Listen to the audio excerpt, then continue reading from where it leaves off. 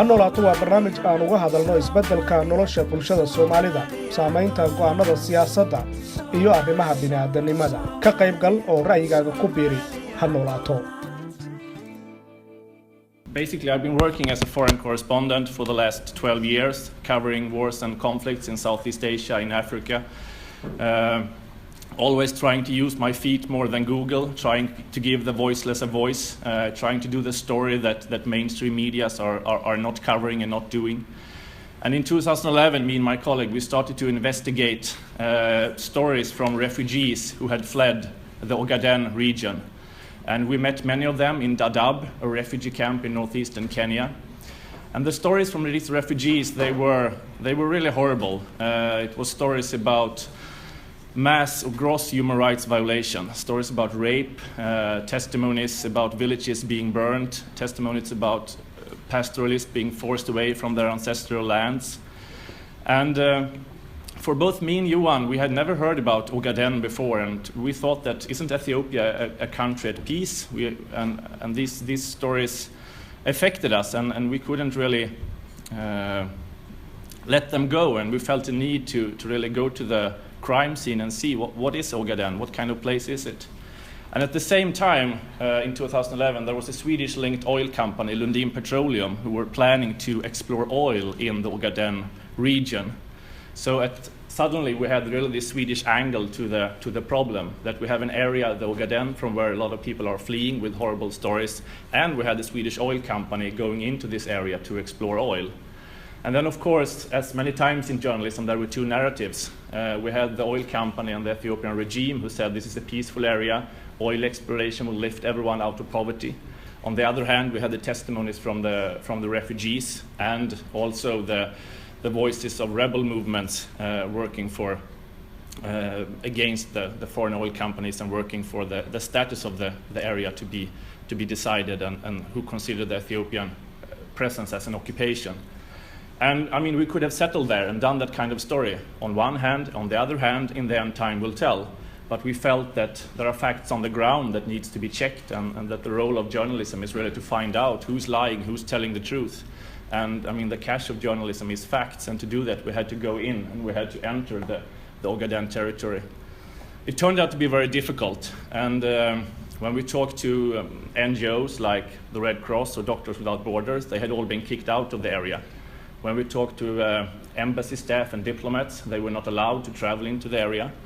When we talked to other journalists who had tried this story, they had been arrested and been kicked out. So we were left with kind of two choices to go into the area. We could have maybe asked the Ethiopian army to show us the area. They would have shown maybe a hospital and a school and something that promoted their interest. Or we were thinking of asking the rebel group, could you be our taxi? Could you take us to the oil fields? Could you show us,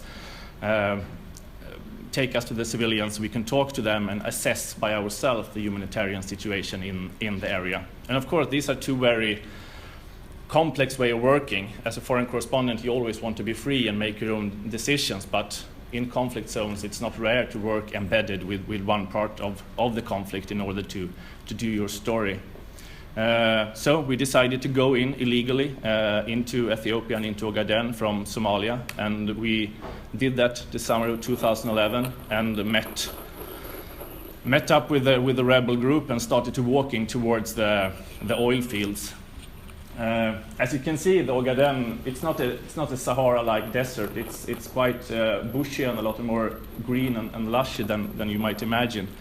The first thing that really struck us when we entered the Ogaden region was that the conflict level in this area was much, much higher than what we had anticipated. The rebels told us that they had been involved in fighting the last days and the last weeks with Ethiopian army regiments. And we met civilians who were on their way to flee to the refugee camps in Dadaab.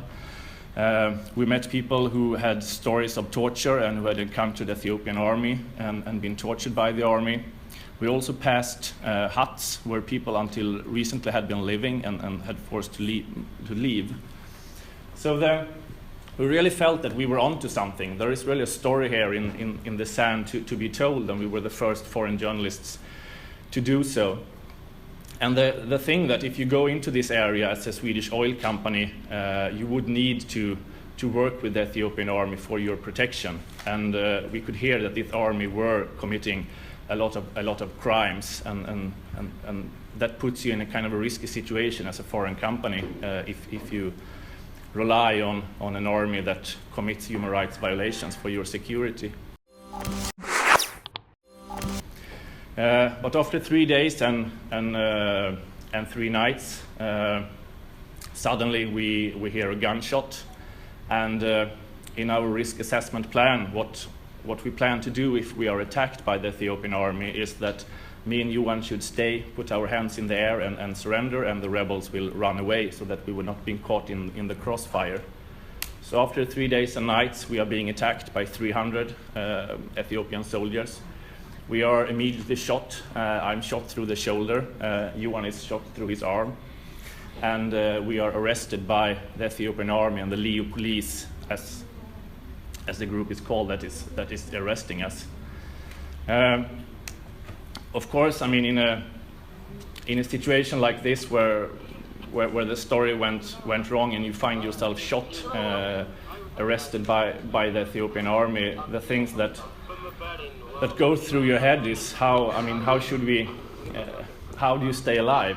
How do you connect to these guys so that they don't shoot you? And the thing that comes up in my mind is we have to make them sure that we are worth more than a sack of potato. We have to find some kind of common ground and some common topic to talk about. And the thing that I come up with, let's talk about football. So I asked them, I mean, what team is your favorite team? Is it Arsenal or is it Barcelona? And the soldier looks at me and said, well, of course it's Barcelona. And I say, oh, I'm from Sweden. And the soldier goes, Sweden, you know Zlatan? And I say, yes, he's a brother from another mother. And then he's, yeah, you big nose too. And then, you feel some kind of connection with this Leo police. And as the hours go by, I get a feeling that these young men who are in the Leo police, they are also in a way victims of the conflict. And we interviewed many of them before we went in, and many had stories how they had been forced to join the Leo militia, or otherwise they would have to flee the region. And at that point we feel that we have the story from the rebels and from refugees, and now we also have the first-hand testimonies from the Leo militia. This might be a good story anyway, and soon they will kick us out. But what happens is where this story, which was supposed to be about oil, becomes a story about ink and press freedom. Because what happens is that Ethiopia chooses not to kick us out, as they have done with other journalists that are being caught in the region. Instead, they choose to fly down their regional vice president, Mr. Abdullahi Berar, who is on the left in this picture. And he presents us with a choice. Either you take part in a film that I will make, a mockumentary, where I will show what happened when you were arrested, or you will be shot and you will not leave this desert alive. And in the beginning, we refuse to stand in front of his camera, because we say, if you want to charge us with anything, please take us to a court, give us a lawyer so we can sort this out. Let us contact our embassy, please give us medical care for our wounds, give us antibiotics. And we tell him that he's violating both Ethiopian and international law by keeping us incommunicado in the desert. His response to those demands is to arrange a mock execution, where me and Johan are separated, and I'm told to walk against the horizon. I'm then told to stop, and Abdullahi Berar, he's put up a firing squad with soldiers who raises their Kalashnikovs, and I hear the safety catches flick. And he tells me that he will count to 3, and before 3 I have to confess that I'm supporting, that I'm a terrorist, and that I support the rebel group. I don't do that. I tell him that I'm a journalist, and my job is to write about the situation in the area, and I talk to all parts. I talk to the rebels, I talk to the government. He's not satisfied with this answer, so he says 3, and the soldiers fire, but they fire in the bush next to me, and I fell down in the sand, and when I realized that I'm alive, a film camera comes up, and another interrogation takes part. And I mean, I survived that day, but I lost my freedom for the coming 438 days. And the following days, from morning to night, we are forced to take part in his film making and forced to stand in front of the camera while he is fabricating evidence that will be used in court in Ethiopia to sentence us as terrorists, but also material that will be used as propaganda on the Ethiopian national television. And at that point, we feel that they can never let us see this and let us live. I mean, we will be shot after we have participated in this film.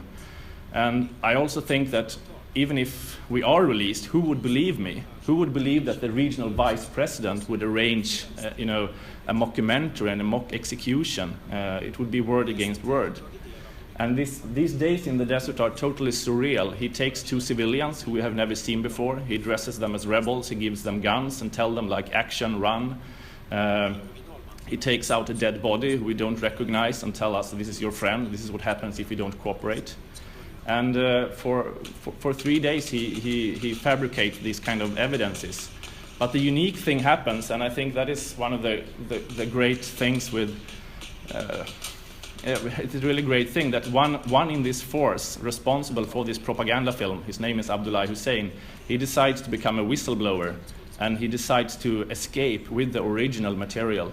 And on the original film, you can see that everything is fake and everything is a setup. And as you see this small actor here, he's acting a little too good that you can see in the original films for being someone who is arrested. So they were actors, and we had never met them. And I am forever thankful for Abdullah Hussein to risking his life and becoming a whistleblower and leave Ethiopia with this material, so that we have really evidences that this is fabrication of evidence and that the mock execution really took place in the desert. And if there is someone who should be called a hero, it's Abdullah Hussein really in this story. We are then taken here. This is the Makalawi, the federal police station in Ethiopia, in Addis Ababa, and this is my first cell and hopefully also my last cell. Of all these 14 months, the days that I spend in these cells in isolation is really the worst time, because you are so, not used to being alone, and I think it's one of the worst thing you can do to another human being, to put him in isolation in a cell. And even today I still remember the sounds from this place, because above these cells there were interrogation rooms, and I remember that in the beginning, when I heard the sound of body against body or body against wall, I thought to myself that this is the police, practicing martial art or playing floorball, because those were the kind of references I had from growing up in Sweden. And then I recognized that there is a pattern to these voices. In the beginning, the screams are very, very high, and towards the end, the abused prisoner is always silent. And it takes many hours until I realize that this is the sound of torture, that the fear of being beaten is worse than the actual pain. And towards the end, there's just this sound of body against floor. And sitting in this cell, hearing this sound, thinking that it might be Johan, it might be me next, was a truly, horrifying experience. We were also, at this point, denied lawyers, and when the interrogations started, we saw it in the beginning as a chance to sort out the mistakes, to show them that we are bona fide journalists. We are here, and our purpose is journalism. But slowly we come to understand that maybe it's just because we are journalists that Ethiopia has chosen to use us as a brick. Maybe it's just because we are Swedish journalists that they want to state an example. And we should remember this is a time when the Arabic Spring is still on its very height. And of course, a country like Ethiopia, where the ruling party has 99.6% of the parliament, they would look with fear on such a democratic development and choose rather to act than being acted upon. So all the interrogations they never want to sort out anything, and there is no really professional interrogation. Everything is about confessing. Everything is about you're presented with a blank piece of paper, and then you are told to sign here and to confess. And this is also the story I hear from other inmates at this prison that everything is about to get a forced confession. And after a couple of weeks in isolation, even me and Johan, finally we signed something in America that we didn't understand, just to get to a court, or just to get further in the investigation in any way.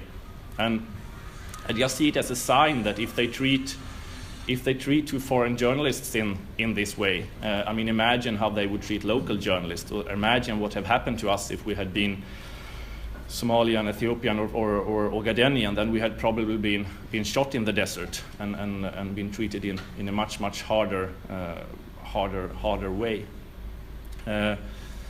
After a couple of weeks in the Makalawi federal police station, we start to think of who are the other people at this police station at this time. And one of the women that we see on the courtyard when she has her time outside the cell, because you spend 23 hours and 50 minutes every day in your cell, and then you have 5 minutes in the morning and 5 minutes in the afternoon when you're allowed to go to the toilet. And one of the woman we see is this woman, and I remember looking at her and wondering what is her crime? What did she do? Why is she here? And at one point she nods at us, and then it's our turn to go to the toilet. We find in the toilet a matchbox, and in that matchbox we find a letter, and I will read what she writes to us. And first, above the letter, it says that when you read this, please destroy the letter and flush it down. But until today I remembered it. And she writes, "Dear Martin and Johan, my name is Rayot Alemu. I worked as an editor at the newspaper Addis Press before this regime had me arrested. Before then, I was a columnist at a newspaper called Fifth, which means justice. I wrote many columns and articles which were critical of the government. That's why I'm here. If you're released before me, please tell the world that I'm not a terrorist, but a journalist working for the truth. I wish you luck, both of you." And